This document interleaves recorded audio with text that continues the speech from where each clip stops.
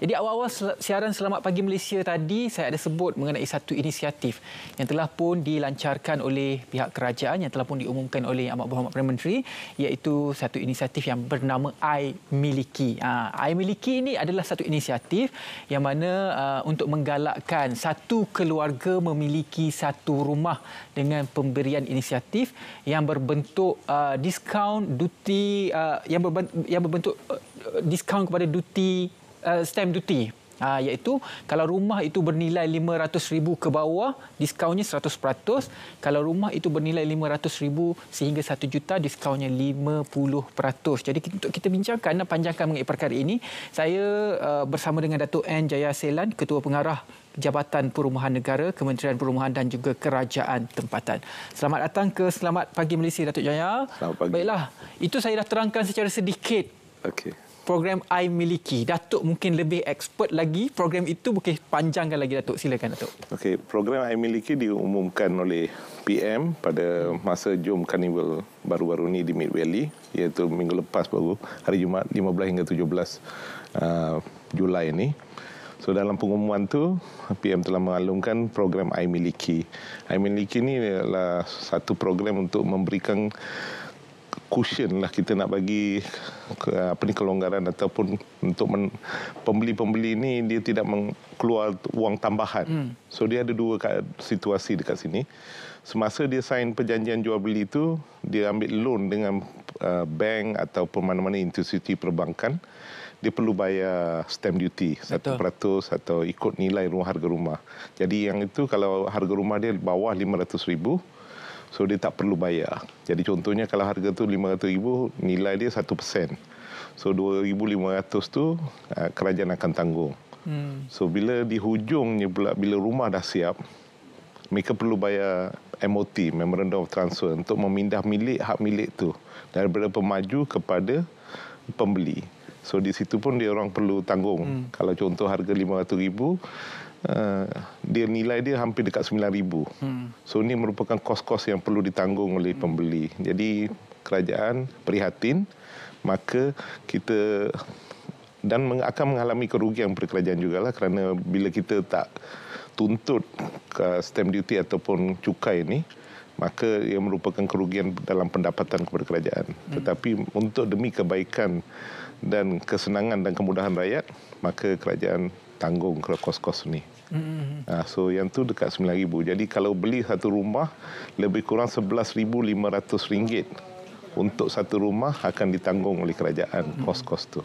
Dia mungkin dapat kecil kan, RM11,000 daripada RM500,000. Tapi bila dalam keadaan kita nak beli rumah, dalam keadaan proses pembelian rumah, RM11,000 itu nilainya sangat tinggi, Datuk. Jadi, Datuk, program ini bermula bila sehingga bila dibuka? Pengumuman yang telah dibuat ialah daripada 1 Jun 2022 hingga 31 Disember 2023. Jadi jumlahnya ialah setahun setengah atau 18 bulan program ini akan dilaksanakan. Jadi syarat-syaratnya, adakah ini bersasar kepada golongan tertentu ataupun bagaimana, Datuk? Dia bukannya bersasar kepada golongan tertentu, dia terbuka kepada semua rakyat Malaysia.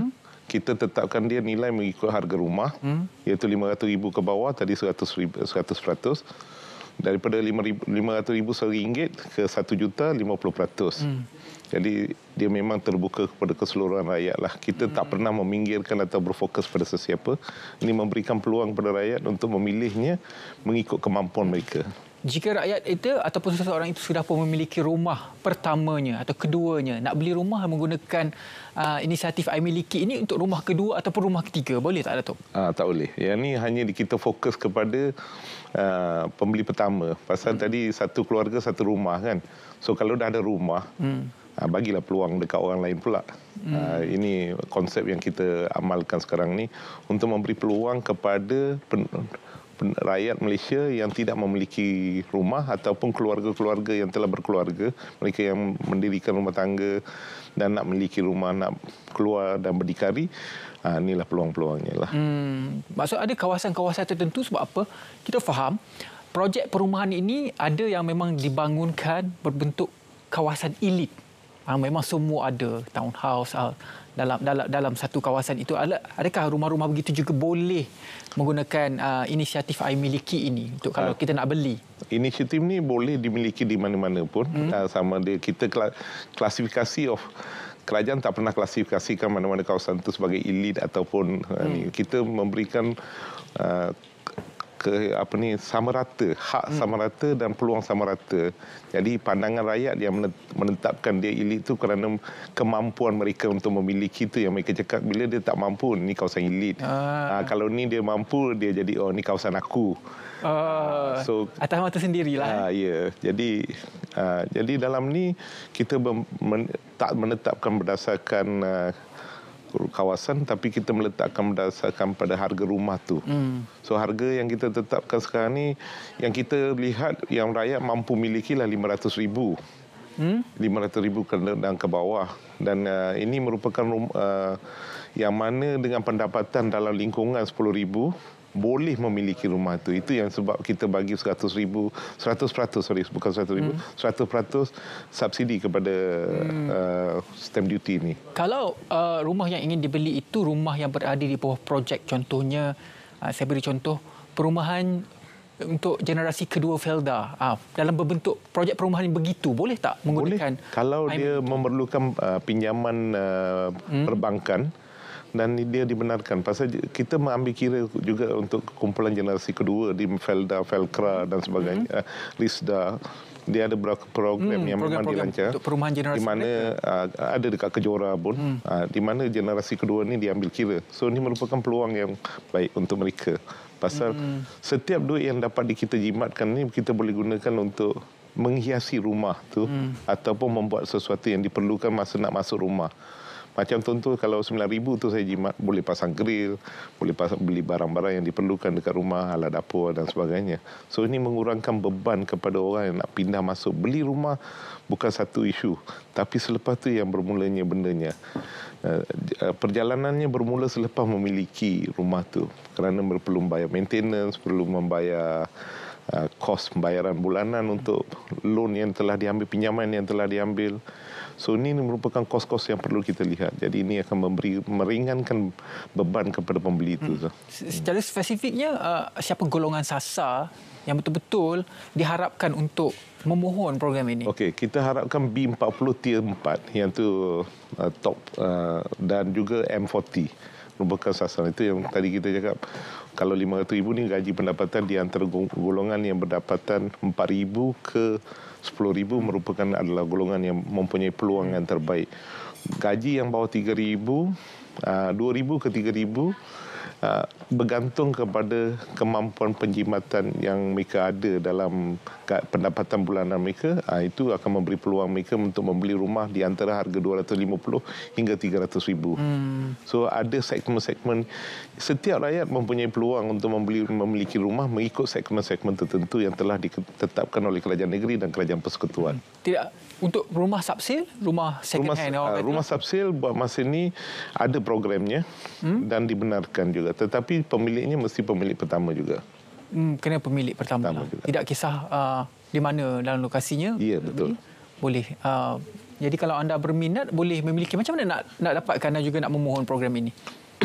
Program ini dia mudah aja. Pasal masa dia beli rumah, dia akan melalui pembiayaan bank. Masa dia membuat pembiayaan di bank, dia akan menggunakan peguam caranya.